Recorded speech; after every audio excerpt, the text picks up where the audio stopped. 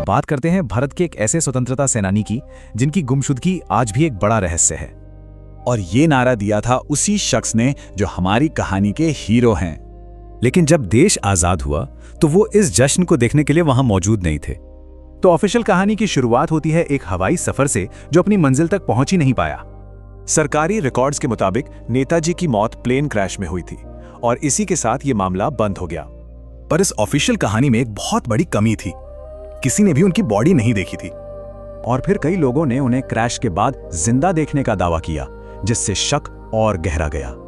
इसी सवाल की वजह से जांच उत्तर प्रदेश के एक रहस्यमयी साधु तक जा पहुंची। ये थे गुमनामी बाबा, जो 1947 में फैजाबाद में देखे गए थे। इनके आने से एक नई थ्योरी सामने आई। उनका बात करने का तरीका, लिखावट और सामान सब कुछ नेताजी से मिलता जुलता था। इस रहस्य से पर्दा उठाने के लिए भारत सरकार ने दशकों तक 3 अलग-अलग कमीशन बनाए। लेकिन इन तीनों कमीशन के नतीजे अलग अलग थे, जिससे रहस्य सुलझने की जगह और उलझ गया। और फिर 2006 की मुखर्जी कमीशन रिपोर्ट ने कहा प्लेन क्रैश में मौत का कोई पक्का सबूत नहीं है। तो बस 2 ही थ्योरी बची, पहली कि उनकी मौत प्लेन क्रैश में हुई और दूसरी कि वो बच निकले थे। फिर साल आया 1985। इस साल गुमनामी बाबा का निधन हो गया, पर वो पीछे एक बहुत बड़ा सुराग छोड़ गए।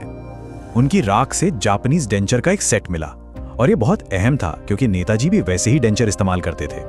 लेकिन डीएनए टेस्टिंग की मांग को कभी मंजूरी नहीं मिली और इस तरह सच जानने का एक मौका हाथ से निकल गया। तो आखिर सच क्या है? इतनी जांच और थ्योरीज के बाद भी ये सवाल आज भी अपनी जगह कायम है। क्या वो एक हादसे में शहीद हुए या फिर कहीं दूर से आजाद भारत को देखते रहे? शायद कुछ रहस्य सुलझने के लिए नहीं होते, बल्कि इसलिए होते हैं ताकि आने वाली पीढ़ियां सवाल पूछती रहें।